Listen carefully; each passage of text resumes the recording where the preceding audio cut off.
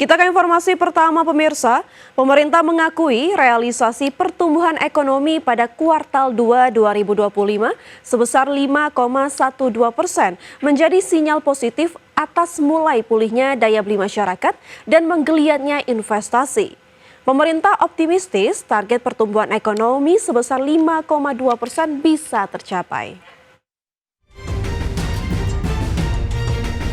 Pemerintah mengakui realisasi pertumbuhan ekonomi pada kuartal 2 2025 sebesar 5,12% merupakan yang tertinggi dalam beberapa kuartal terakhir. Capaian pertumbuhan ekonomi ini juga menjadi sinyal positif atas mulai pulihnya daya beli masyarakat, menggeliatnya investasi, serta sinergi yang kuat antara pemerintah pusat, daerah, dan pelaku usaha. Menurut Menko Bidang Perekonomian Erlangga Hartarto, capaian pertumbuhan ekonomi Indonesia menjadi salah satu yang tertinggi di kawasan ASEAN maupun di G20. Pertumbuhan ekonomi Indonesia hanya di bawah Tiongkok yang tumbuh 5,2%. Dengan kondisi tersebut, pemerintah optimistis kinerja perekonomian nasional tetap berada di jalur untuk mencapai target pertumbuhan ekonomi sebesar 5,2%. Alhamdulillah, kita kembali ke jalur 5%. Jadi 5,12, mohon maaf. Indonesia hanya di bawah Cina yang 5,2, beberapa negara di bawah kita, mulai Malaysia, Singapura, kemudian berbagai negara lain termasuk Amerika yang 2%, kemudian Korea juga relatif rendah. Sehingga di antara negara G20 dan ASEAN, kita salah satu yang tertinggi. Berdasarkan data BPS, pertumbuhan ekonomi pada kuartal 2 2025 mencapai 5,12% secara tahunan dan 4,04% secara kuartalan. Konsumsi rumah tangga masih menjadi penopang utama pertumbuhan ekonomi nasional. Jakarta, Tim Liputan IDX Channel. Kontribusi konsumsi rumah tangga sebesar 54,25% jadi penopang utama bagi pertumbuhan ekonomi Indonesia di kuartal 2 2025. BPS menyebut perubahan perilaku belanja masyarakat yang lebih banyak dilakukan secara online menjadi salah satu pendorong konsumsi masyarakat. Konsumsi rumah tangga masih jadi penopang utama dari sisi pengeluaran bagi pertumbuhan ekonomi Indonesia di kuartal 2 2025. Berdasarkan data BPS, kontribusi konsumsi rumah tangga terhadap pertumbuhan ekonomi mencapai 54,25% dengan pertumbuhan sebesar 4,97% secara tahunan. Menurut Deputi Bidang Neraca dan Analisis Statistik BPS, Muhammad Edi Mahmud, perubahan perilaku belanja masyarakat yang kini lebih banyak dilakukan secara daring menjadi salah satu pendorong konsumsi masyarakat. Edi menyebut hal ini bisa jadi belum banyak terekspos karena aktivitas belanja online sulit terlihat secara kasat mata seperti belanja langsung di toko fisik. Bahwa perdagangan melalui melalui elektronik ya, data dari e-retail maupun marketplace itu tumbuh tadi berapa? 7% lebih ya, 7% lebih kalau nggak salah. Ini yang barangkali ini data yang baru pertama kali kita dapatkan ya, bahwa pertumbuhan pertumbuhan transaksi di e-retail dan marketplace juga cukup tinggi. Selain konsumsi rumah tangga, pertumbuhan ekonomi kuartal 2 2025 ditopang pembentukan modal tetap bruto atau investasi dengan kontribusi sebesar 27,83% dengan pertumbuhan sebesar 6,99%. Di sisi lain, pertumbuhan konsumsi pemerintah mengalami kontraksi sebesar 0,33% dengan kontribusi sebesar 6,93% terhadap PDB. Jakarta, Tim Liputan IDX Channel. Pemirsa, pemerintah akan bekerja keras untuk mendorong belanja negara, baik yang terdistribusi di kementerian lembaga maupun di pemerintah daerah. Pasalnya konsumsi pemerintah yang menjadi salah satu komponen pertumbuhan ekonomi tercatat masih kontraksi sebesar 0,33% pada kuartal 2 2025. Menurut Menteri Keuangan Sri Mulyani, kontraksi konsumsi pemerintah pada kuartal 2 tidak lepas dari tingginya pertumbuhan belanja pemerintah pada periode yang sama tahun lalu. Saat itu, pengeluaran pemerintah tumbuh lebih dari 12% karena pelaksanaan pemilu. Meski mencatatkan kontraksi, Sri Mulyani menilai belanja pemerintah pada kuartal 2 lebih baik dari kuartal pertama 2025 yang mengalami penurunan sebesar 1,37%. Konsumsi pemerintah di kuartal kedua menurut BPS masih negatif, yaitu kontraksi 0,33%. Hal ini karena tahun lalu, Januari hingga Juni, pengeluaran pemerintah pada masa pemilu itu tumbuh hingga di atas 12%. Jadi kalau sekarang masih kontraksi itu karena baseline-nya tahun lalu cukup tinggi. Meskipun demikian sebetulnya kami mengharapkan di kuartal kedua sudah mulai positif. Estimasi kami sebetulnya di sekitar 0,2, jadi BPS mengeluarkan dengan kontraksi 0,33. Ini berarti kita harus bekerja lebih keras dari seluruh kementerian lembaga serta Pemda untuk bisa mengakselerasi belanja. Kemudahan perizinan investasi diakui menjadi salah satu penyebab investasi meningkat pesat pada kuartal 2 2025. Kepastian waktu perizinan direspon baik oleh investor dari dalam negeri maupun luar negeri. Menteri Investasi dan Hilirisasi yang juga Kepala BKPM Rosan Ruslani mengklaim kemudahan perizinan investasi yang diberikan pemerintah menjadi salah satu penyebab investasi atau pembentukan modal tetap bruto meningkat pesat pada kuartal 2 2025. Menurut Rosan, perubahan besar terletak pada kepastian waktu perizinan yang kini dijamin melalui Peraturan Pemerintah Nomor 28 Tahun 2025. Langkah ini telah direspon investor baik dari dalam negeri maupun luar negeri. Jadi perubahan itu yang cukup signifikan yang alhamdulillah sudah keluar PP-nya yang tadinya PP nomor 5 dirubah menjadi PP nomor 28 tahun 2025 yang dimana itu memberikan kepastian dari segi perizinan. Karena sekarang karena ini melibatkan lebih dari 18 kementerian dan badan. Seperti diketahui, perbaikan iklim investasi turut mendorong lonjakan pembentukan modal tetap bruto yang tumbuh 6,99% di kuartal 2 2025. Angka ini jauh melampaui pertumbuhan kuartal 1 yang sebesar 2,12%. PMTB berkontribusi sebesar 27,83% terhadap pertumbuhan ekonomi di kuartal 2 2025. Jakarta, Tim Liputan IDX Channel.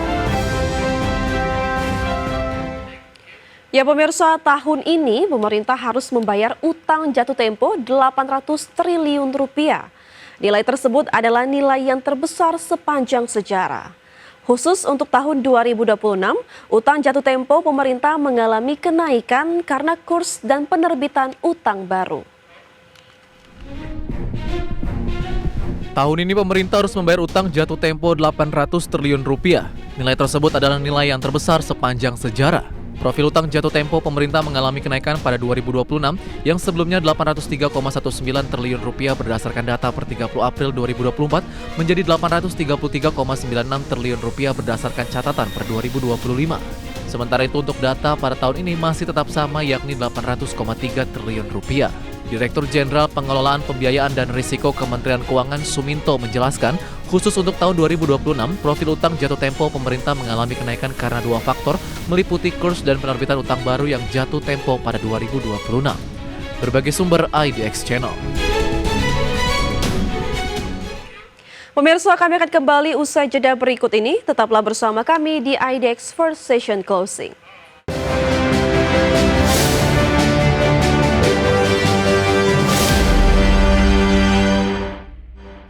Kembali di IDX First Session Closing, pemirsa.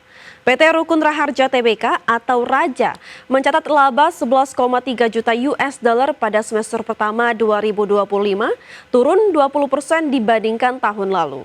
Penurunan dipicu divestasi saham ke anak usaha PT Raharja Energi Cepu Tbk atau Ratu yang melantai di awal tahun ini.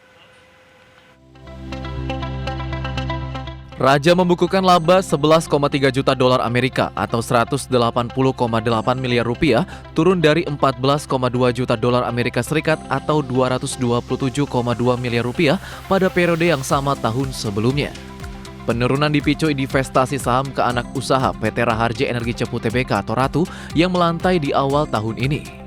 Direktur Utama Raja, Jauhar Maulidi mengatakan, divestasi dilakukan untuk memperkuat struktur keuangan dan memberi fleksibilitas pendanaan proyek masa depan. Ia menilai langkah ini memberi peluang Ratu berkembang mandiri dan menciptakan landasan pertumbuhan jangka panjang. Pendapatan Raja di kuartal pertama tercatat 127 juta dolar Amerika Serikat, naik dari 123 juta dolar Amerika Serikat tahun lalu. Kenaikan didorong peningkatan volume penjualan gas, kontribusi jaringan pipa di Perawang, Riau, dan bisnis operation and maintenance di Ubadari, Papua Barat, di mana perusahaan mengalokasikan belanja modal 70 juta dolar Amerika Serikat pada tahun ini dengan realisasi 20 juta dolar Amerika Serikat hingga Juni 2025 untuk proyek strategis di Sengkang, Tanjung Batu, Samarinda, dan Jawa Barat. Adapun pada paruh kedua tahun ini, Raja fokus mengembangkan sektor midstream dan downstream. Akuisisi sejumlah perusahaan infrastruktur migas ditargetkan rampung kuartal ketiga, sementara proses due diligence untuk sektor downstream diharapkan selesai akhir 2025. Berbagai sumber IDX Channel. PT Mark Tbk mencatat penurunan laba bersih lebih dari 50% di semester pertama 2025.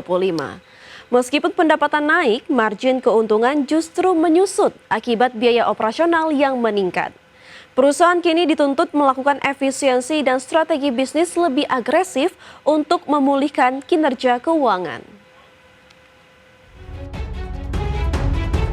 Pada semester pertama 2025, perusahaan farmasi PT Merch Tbk mencatat penurunan laba yang signifikan sebesar 52,3% dibandingkan tahun sebelumnya. Laba kotor yang dikantongi hanya mencapai 126,6 miliar rupiah, turun dari 152,2 miliar rupiah pada periode yang sama tahun sebelumnya. Laba bersih di kuartal pertama tahun 2025 tercatat sebesar 13,2 miliar rupiah, sedangkan di kuartal kedua mencapai 22,5 miliar rupiah. Keduanya mencatat penurunan signifikan dibanding kuartal yang sama di tahun sebelumnya. Meskipun pendapatan perusahaan mengalami pertumbuhan, tekanan terhadap margin laba terlihat jelas. Biaya operasional dan tekanan dari produk serta distribusi menjadikan lonjakan pendapatan tidak diikuti peningkatan laba secara proporsional. Penurunan laba sangat dipengaruhi oleh meningkatnya biaya produksi, depresiasi aset, dan persaingan harga di pasar domestik. Selain itu, kondisi makroekonomi dan fluktuasi nilai tukar turut mempersempit margin keuntungan Merch Indonesia. Perusahaan perlu melakukan efisiensi operasional, skala pendapatan yang lebih besar, serta optimasi portofolio produk untuk memulihkan kinerja keuangan. Strategi ini diharapkan dapat membantu memperbesar margin dan stabilitas laba secara jangka menengah dan panjang. Tim Liputan IDX Channel. Pemirsa, emiten grup Sinarmas, PT Dian Swastika Sentosa Tbk bersama dengan LG dan investor Korea menandatangani kesepakatan proyek data center untuk mendukung layanan kecerdasan buatan dan cloud AI di Indonesia hingga pertengahan tahun 2026. Kesepakatan investasi ini mencapai 122 triliun rupiah. Emiten grup Sinarmas PT Dian Swastika Sentosa Tbk menandatangani transaksi senilai sekitar 122 triliun rupiah dengan LG dalam rangka percepatan pembangunan pusat data generasi kecerdasan buatan di Jakarta. Proyek ini mencerminkan ambisi strategis perusahaan untuk memperkuat posisi sebagai penyedia infrastruktur digital di Indonesia. Nilai total investasi proyek ini diperkirakan melebihi 300 juta dolar Amerika Serikat atau sekitar 4,9 triliun rupiah yang digunakan untuk membangun fasilitas hyperscale di kawasan Central Business District, Jakarta Selatan. Proyek ditargetkan mulai beroperasi pada pertengahan 2026. Kerjasama ini merupakan joint venture antara DSSA, LG, dan Korea Investment Real Asset Management sebagai investor, menggabungkan keahlian lokal dan teknologi global dalam membangun data center. Fasilitas ini diharapkan menjadi pusat data utama yang mendukung layanan cloud dan kecerdasan buatan. Dengan kapasitas awal mencapai sekitar 1.000 MW, data center ini dirancang untuk melayani permintaan tinggi dari sektor perusahaan dan layanan digital. Proyek ini menjadi langkah penting dalam mendukung pengembangan ekonomi digital nasional dan ekosistem teknologi lokal. Tim Liputan IDX Channel. PT Cipta Perdana Lancar memperoleh fasilitas pinjaman sebesar 74 miliar dari BCA, yang setara hampir separuh dari ekuitas perseroan dan didukung jaminan aset senilai lebih dari 1 kali ekuitas. Langkah ini direncanakan untuk membiayai ekspansi operasional dan proyek baru setelah mendapat persetujuan resmi dalam rapat pemegang saham luar biasa. PT Cipta Perdana Lancar Tbk memperoleh fasilitas pinjaman dari PT Bank Sentral Asia Tbk sebesar 74 miliar rupiah, jumlah yang setara sekitar 47,33% dari total ekuitas perusahaan per akhir tahun 2024. Nilai tersebut membuat transaksi ini tergolong sangat material bagi struktur permodalan perusahaan. Pinjaman ditopang jaminan yang berasal dari aset perusahaan senilai 202 miliar rupiah serta aset pribadi pemegang saham pengendali yakni Tuan Hamim dan Nyonya Syamsiah. Dengan besaran jaminan tersebut, nilai penjaminan mencapai 129,3% dari ekuitas par. Dana pinjaman ini direncanakan digunakan untuk mendanai proyek baru, pengadaan mesin dan peralatan produksi, serta kebutuhan operasional seperti bahan baku dan tuli. Manajemen meyakini bahwa langkah ini akan memberikan kontribusi positif terhadap kinerja usaha ke depan. Setelah fasilitas ini ditambahkan ke dalam liabilitas, debt to equity ratio PAR tercatat sekitar 0,72 kali hingga 30 Juni 2025. Rasio tersebut mencerminkan struktur modal yang masih dipandang aman dari perspektif risiko kredit dan likuiditas keuangan. Perseroan berencana menggelar rapat umum pemegang saham luar biasa pada 11 Agustus 2025 untuk meminta persetujuan terkait transaksi serta pengikatan aset sebagai jaminan. Rencana ini dimaksudkan agar fasilitas pinjaman dapat dieksekusi sesuai peraturan perusahaan dan otoritas pasar modal. Tim Liputan IDX Channel. Dan pemirsa, kita beralih ke update penutupan sesi pertama IHSG hari ini, di mana IHSG hari ini ditutup melemah 0,01% ke level 7.514,66. Adapun IHSG tadi pagi dibuka di level 7.534 dan sempat menyentuh titik tertinggi di level 7.549. Adapun 321 saham mengalami penguatan dan 269 saham mengalami penurunan dan 210 saham tidak berubah atau stagnan. Dan kita lihat pemirsa dari sisi top gainers atau saham-saham mengalami kenaikan tertinggi antara lain ada Cuan yang naik 6,21% ke level 1.540, ada Koin naik 23,97%, Mina mengalami kenaikan 21,47% dan BRMS mengalami kenaikan 7,14% ke level 450. Dari sisi top losers pemirsa atau saham-saham mengalami penurunan terdalam antara lain ada CDIA yang mengalami penurunan 2,81% ke level 1.730. Ada MBMA turun 4,42% ke level 476. Telkom mengalami penurunan 1,32% ke level 2.990 dan film mengalami penurunan 2,34% ke level 2.920. Adapun dari pergerakan sektoral pemirsa, barang baku mengalami kenaikan 1,4%, energi mengalami kenaikan 1,27%, konsumsi primer mengalami penurunan 0,81% dan kesehatan mengalami penurunan 0,77%. Dan pemirsa, kami akan kembali usai jeda berikut, tetaplah bersama kami.